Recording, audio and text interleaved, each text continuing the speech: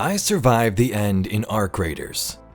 Do you know what the Arc Orbiter is? The possible backstory behind it and giant boss once planned. The longer I went into the match, it became more clear. The explosions, the Arc bots raining down, and the voices in old trailers. It might still all be connected. That final minute of chaos might completely change how you see the Arc, and what's really waiting for us after extraction. Let's explore what happens if you don't extract.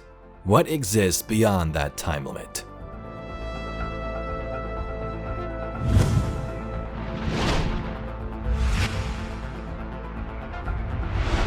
When you load into a match of Arc Raiders, you have 30 minutes to loot and get the heck out.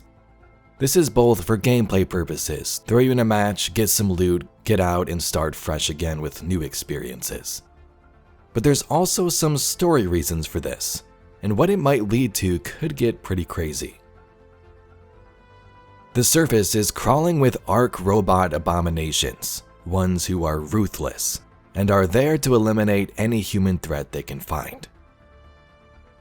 We are still near release when this video is made, so we're still uncovering story secrets and lore as we go through some of these quests.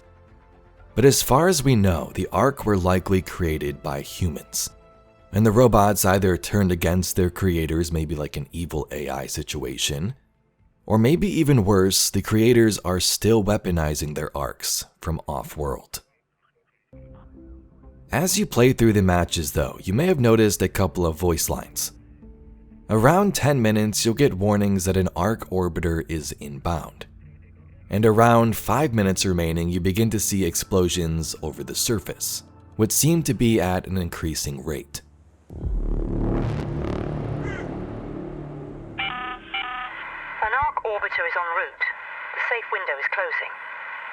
10 minutes to get out of there. I repeat, 10 minutes.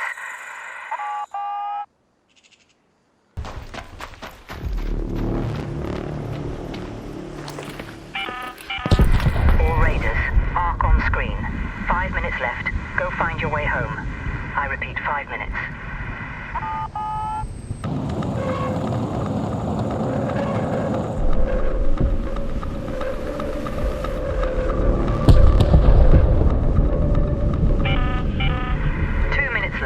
Last chance to get out safely. I repeat, 2 minutes.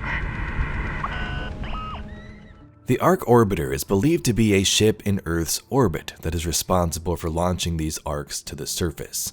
This is where the robot enemies come from.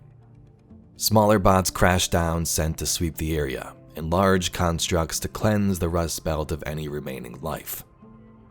It's pretty clear when you look at the word Arc Orbiter. We don't know what's in control of launching these, why they're still doing it, but it seems to happen in regular intervals, maybe in line with the times of these matches. As the final timer approaches 0, things get pretty hectic. Robots may chase you, players rush to the last exfil, and epic music begins pumping through your veins. When that clock finally hits 0, this happens. The orbiter rains down several streams of deployments, and once they hit the surface, a massive explosion is seen. The match ends just after.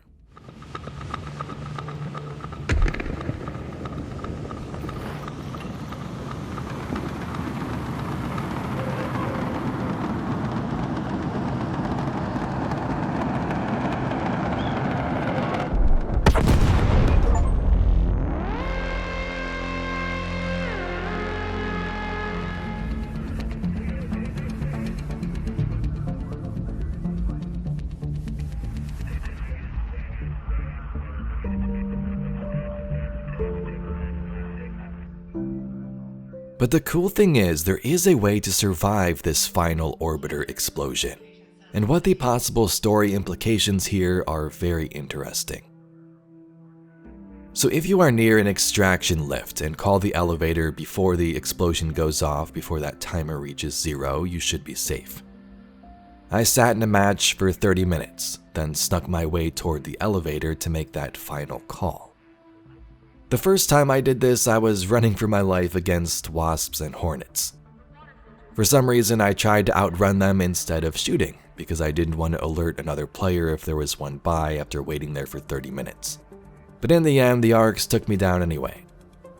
I did get to survive through that explosion though, and in a sort of epic last moment, crawl to the extraction and get the heck out of there. If you didn't know, you can activate the extract when you are down, which is really cool. Another time I survived on foot without the crazy robots chasing me and got to take a look around.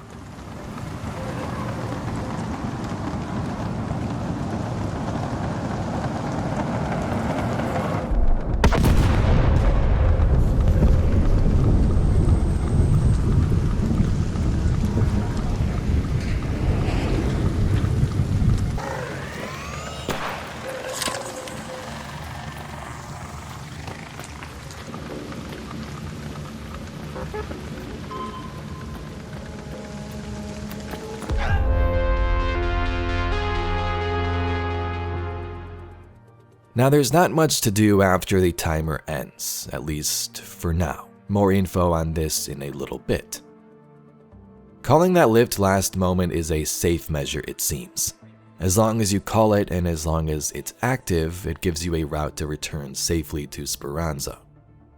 After the timer for the elevator is up, if you don't extract, then the game will end. Previous trailers and development though hints that these arc orbiters once unleashed massive arc threats that players could encounter on the surface.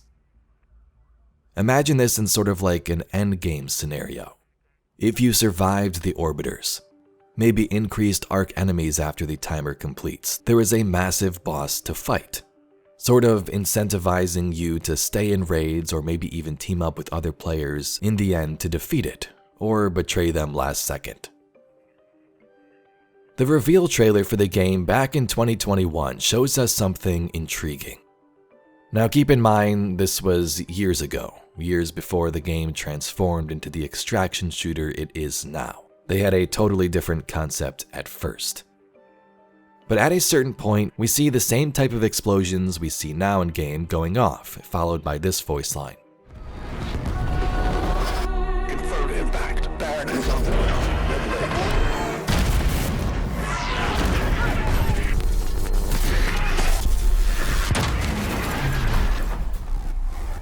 You owe me one. Perfect. Kings, barons, queens. We give them different names, but they're all the same. Killing machines falling from the sky. This is our home, our bastion of resistance. During the first wave, the Barons did more damage than all the other machines combined. Now they're mere husks, fixed into place where they once fell. Still, their internals might hold the answer to keeping Ark at bay, so open one up and bring me whatever is inside. So the first wave it mentions was the initial wave of the Ark enemies that invaded Earth. They invaded, killed many humans, and forced them to live underground. That lore there from one of the quests mentions that Barons were pretty important in doing that job. These Barons have yet to be seen in gameplay where you fight them, but you can find their dormant remains and loot them. Control. Rocketeer husk. There. Over here. There.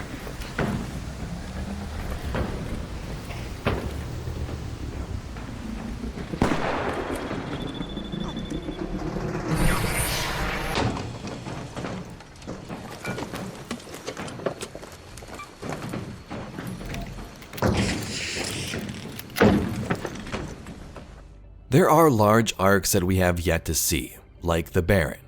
Like others from concept art and designs, even hidden in some of the trailers maybe we'll see in the new map Stellamontis. Maybe these robots were scrapped in development, maybe they're planned for those future maps and quests. But the mystery of Ark and their creation deepens even further. Why send these machines around Earth to cleanse in the first place? Is it to search for something hidden beneath the surface, some source of power, some creation lost to time? Is it to keep the humans on Earth contained, like ants in an ant farm, so they don't develop too much and get to space where the rich people are, I guess? The ones who might have taken those Exodus ships from spaceport. We're not sure, but it is interesting to explore some of the secrets of this universe. When I first heard you can survive past the timer, I had to check it out for myself, see if there was anything else we can find. Lore-wise, it would be cool if there was some type of endgame where you fight a big barren boss, or even other giant robots we've seen in trailers. And in case you're interested, there are a couple of Steam achievements, and I'm sure on PlayStation and Xbox as well, for surviving past the timer. But anyway, that's all we got for today's video. Let me know your thoughts about all of this in the comments down below, and what you'd like to see in future Arc Raiders videos. Anyway, I thank you very much for watching, and I'll catch you all in the next video.